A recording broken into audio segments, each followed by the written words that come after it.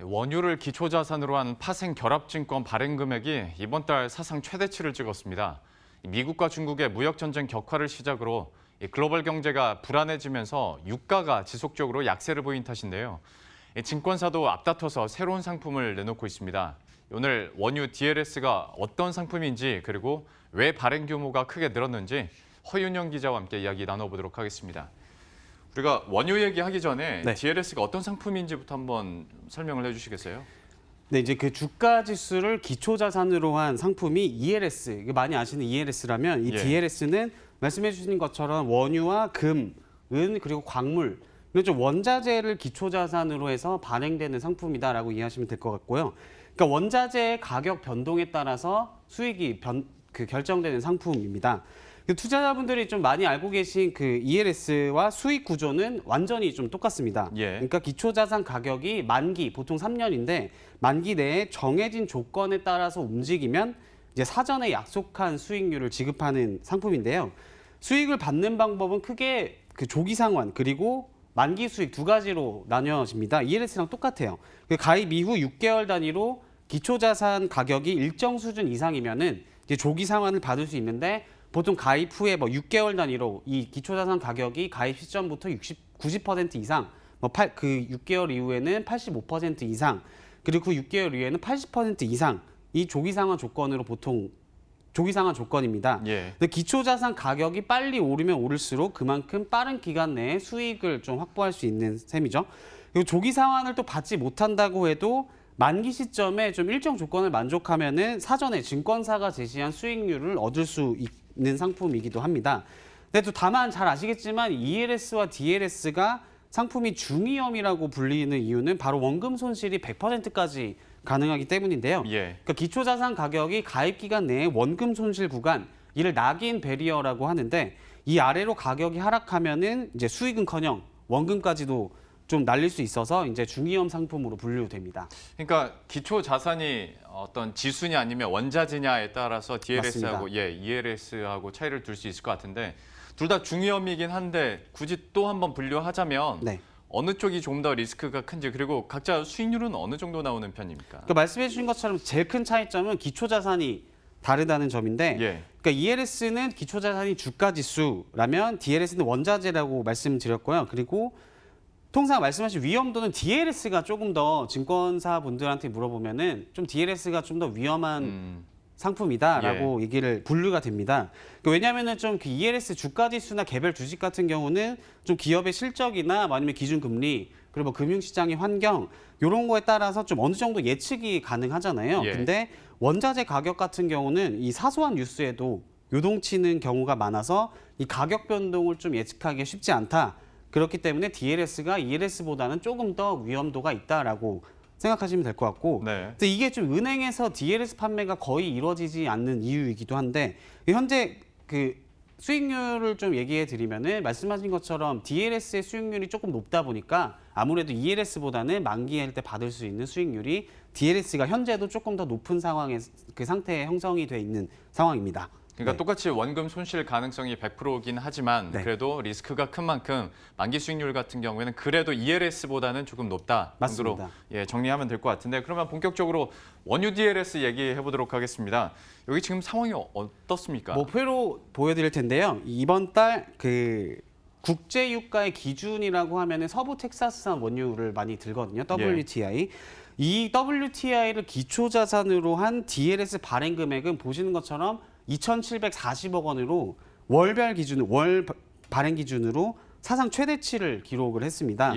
그 5월 발행 금액 1,082억 원까지 더하면은 DLS 발행 규모가 두 달 사이에 4천억 원에 육박을 한 건데 이 4천억 원이 어느 정도 되냐? 지난해 전체 발행량의 절반에 가까운 규모인데 이 절반에 가까운 규모가 두 달 만에 발행된 셈이죠. 그래서 1분기만 해도 보시는 것처럼 그 발행 금액이 300억 원에서 400억 원 수준이었는데 이 5월 들어서 이 급격하게 규모가 늘기 시작했습니다. 물론 아직 ELS에 비해서 이 발행 규모 자체는 미미하지만 조금 그 증가율, 그러니까 발행 증가율을 보면은 확실히 좀 시장에서 큰 관심을 받고 있다라고 볼 수가 있습니다. 아니 그러니까 그냥 증가 추이라면 모르겠는데 2달 만에 월별로만 봐도 6배 이상 금액이 몰려버리니까 이게 무슨 일이 있나 싶으실 것 같아요. 특별한 이유가 있습니까? 그렇죠. 이제 ELS와 마찬가지로 이 DLS도 좀 시장에서 보기에 이 기초자산 가격이 너무 떨어졌다 싶을 때가 투자의 적기라고 하거든요. 왜냐하면 그만큼 반등 가능성이 높잖아요. 예. 그리고 4월 왜 그러면 최근에 5월부터 급증을 했냐? 4월에 이제 미국과 중국의 좀 무역 전쟁이 화웨이도 그렇고 좀 격화가 되면서 네. 이 원유 가격이 단기간에 급락한 게 좀 가장 큰 요인이라고 꼽을 수 있습니다. 그래서 그 표로도 나올 텐데 보시는 것처럼 4월만 해도 저 WTI 가격이 66.3달러 배럴당 예. 저 정도였는데 2달 만에 거의 한 23% 정도 하락을 해서 6월 12일에는 좀 50달러 선을 좀 위협을 받는 상황까지 왔거든요. 그러니까 예를 들어서 지난 12일에 6월 12일에 그 아까 말씀드린 낙인 베리어가 50%인 원유 DLS를 가입했다고 하면은 원유 가격이 이제 배럴당 25달러 아래로 가는 경우에 원금 손실이 발생한다는 뜻이거든요. 네. 근데 25달러 원유 가격이 배럴당 25달러면은 표를 보니까 10년 내 거의 최저가 수준이에요.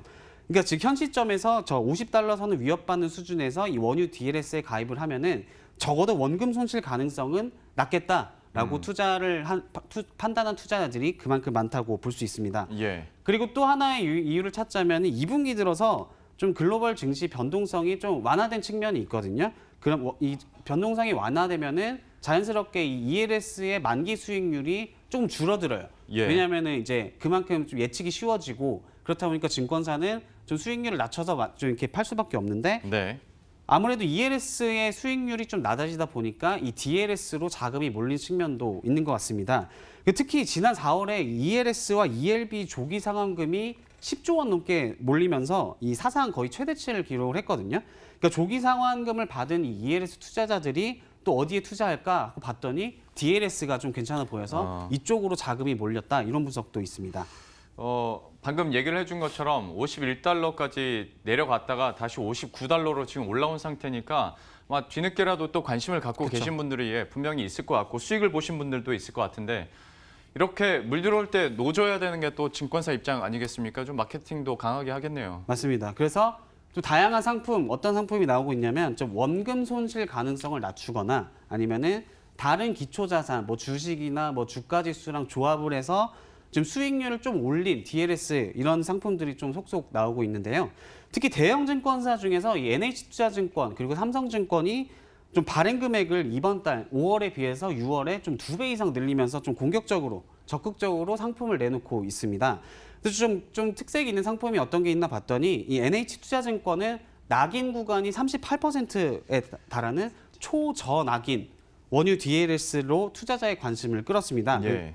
그러니까 만기 시점에 이 원유 가격 그 기초자산 가격이 기준가의 38% 미만 그러니까 62% 이상만 떨어지지 않으면 뭐 수익을 지급한다는 뜻인데요.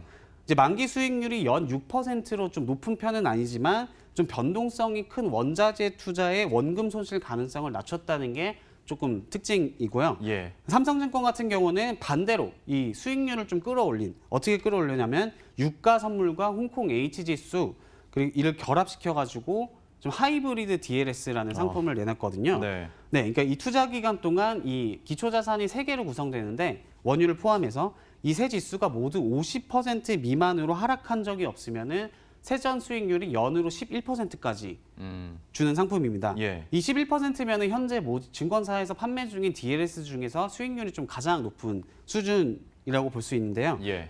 그리고 또 뭐 대형 증권사뿐만 아니라 그 원유 DLS 상품이 거의 없었던 현대차증권도 좀 이번 달에 26억 원 정도의 그 DLS를 발행을 했고 그 외 하나투자증권, 키움증권, 뭐 유연타증권 이런 중소형사도 속속 DLS 투자 상품을 조금 내놓고 있는 추세입니다. 예. 지금까지 허윤영 기자와 함께했습니다. 잘 들었습니다. 네, 고맙습니다.